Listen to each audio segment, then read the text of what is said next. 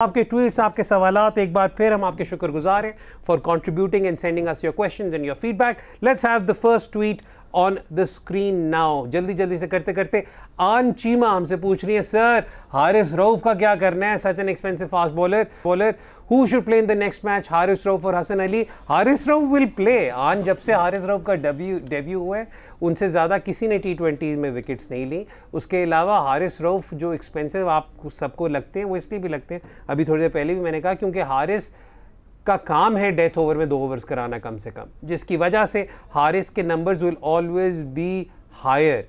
तो हारिस के आप इकोनॉमी को कभी भी सही तरीके से उस तरीके से जज नहीं कर सकते। बहुत सिंपल है, जो ओवर्स हारिस करवाता है पूरी दुनिया में, उसी ओवर्स में बाकी बॉलर जो करवा रहे हैं उसकी एवरेज लें और आप देखें हारिस विल बी बेटर। तो जल्दी से फॉर एवरीवनस रेफरेंस आप बता दो। हारिस इज जो डेथ ओवर्स में is one of the top bowlers in the world right now, especially when it comes to economy as well. Yes, economy Haris की अगर आप डेथ ओवर्स में 10 की इकोनॉमी से नीचे बॉलिंग कर रहे हैं, आप कोई भी बॉलर हो दुनिया के, तो you are doing well, you are doing very very well. और अब जब हारिस अब पावर प्ले में भी अगर बॉलिंग कर रहे हैं जिस पे वो काम कर रहे हैं, तो that is a good sign. It just adds to the flexibility कि आप उन्हें कैसे यूज़ कर सकते हैं। अगले ट्वीट की तरफ चलते हैं। Let's have a next tweet please.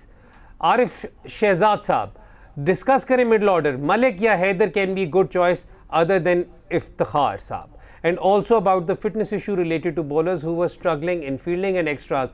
आखिरी 2 पॉइंट्स पे तो हमने बात कर दी, हैदर अली पर भी रेहान अभी पहले बात कर चुके हैं कि अगर आप उनके साथ परसिस्ट करें तो ही कैन बी देयर। लेकिन let's talk about Shoaib Malik a bit. I know age काफ़ी हो गई है but he still doing the job. The question is के is it too late now?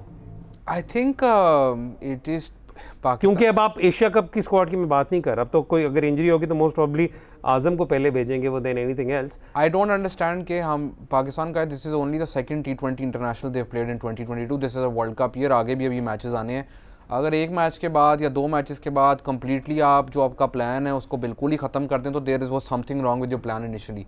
मैंने पहले भी बात की थी, Shoaib Malik was integral to how Pakistan played spin in the middle overs, क्योंकि he was a great matchup specially against leg spin bowling. तो अगर आपने शोएब मलिक को नहीं खिलाना तो then use someone else who is good against leg spin, and you have 2 people in this squad who are good against leg spin, जिनकी बारी ही नहीं आती लेग स्पिन के अगेंस्ट। ठीक है, एक कल 11 में नहीं था, एक 11 में था, उसकी बारी तब आती है जब स्पिनर्स के ओवर्स खत्म हो जाए। 11 में कौन सा वाला नहीं था? हैदर। अच्छा, Haider of course. Haider did not have a great 2021, but overall उसका अगर आप बिगर सैंपल साइज लेते हैं तो he is good against spin. Next tweet, let's take the next tweet. अगला सवाल Irfan Ali, why on earth nobody tried from management to tell them about the overrate? I know it was hot, गर्मी थी, लेकिन एक less fielder outside the circle with their middle order there was massive advantage for them, lightning quick outfield। Irfan, India को भी penalty पड़ी थी, India का भी ओवररेट स्लो था। इतनी गर्मी में आपका ओवररेट स्लो हो जाता है। हम अबू धाबी में जब खेल रहे थे उस गर्मी में, जुलाई की गर्मी में, तो हमारा मैच मुझे लगता था 4-4 घंटे जा रहा होता था।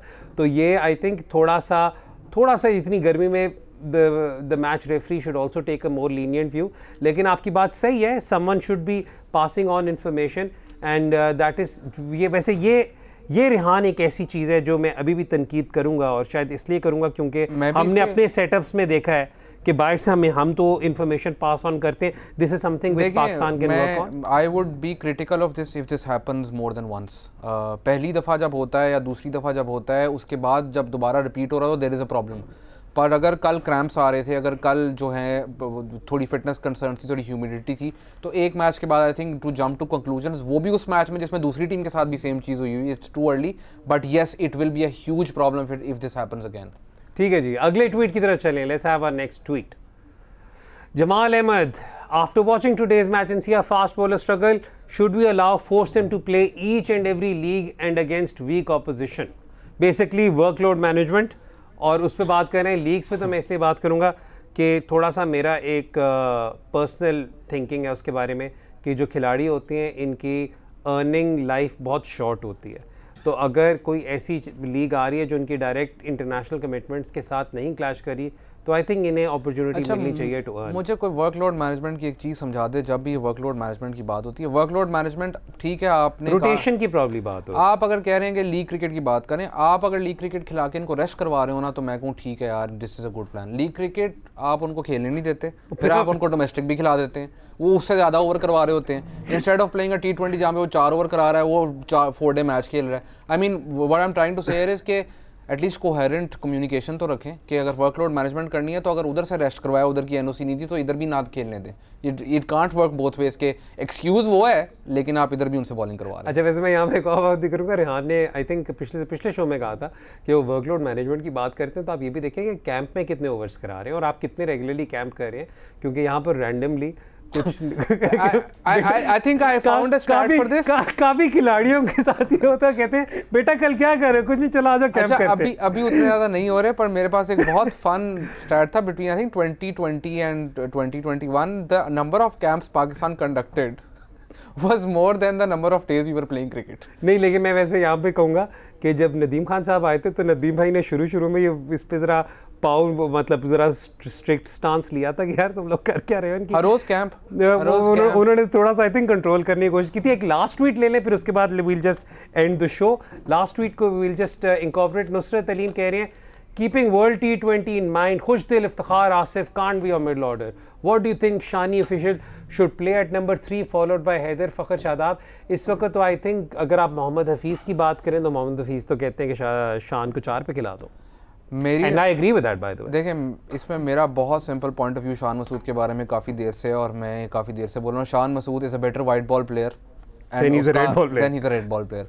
उसको रेड बॉल में डेब्यू करवाया, जब वो रेड बॉल का अच्छा प्लेयर बना तो दो या तीन उसने बुरी इनिंग्स की, उसके बाद उसको ड्रॉप कर दिया। अब मसला ये है कि आपके आगे इतने T20s आ रहे हैं, you playing England I think 7 times and you playing New Zealand world cup से पहले, तो आपको अगर लगता है कि आपको स्पिन के अगेंस्ट मसला है मिडिल ऑर्डर के अंदर, तो येस ट्राई शान, ठीक है, try Haider, try Azam, try any of them, but when you try them उनको क्लियरली रोल बताएं कि ये तुम्हारा रोल है and we are going to stick to you for at least 5 matches. ठीक हो गया। ये नहीं हो सकता कि शान मसूद नंबर 4 पे बैटिंग कर रहा है, 19 ओवर 20 ओवर में बैटिंग करने आ रहा है और आप कह रहे हो यार इसने तो पिछले 3 मैचों में स्कोर नहीं किया। That is not a sample size.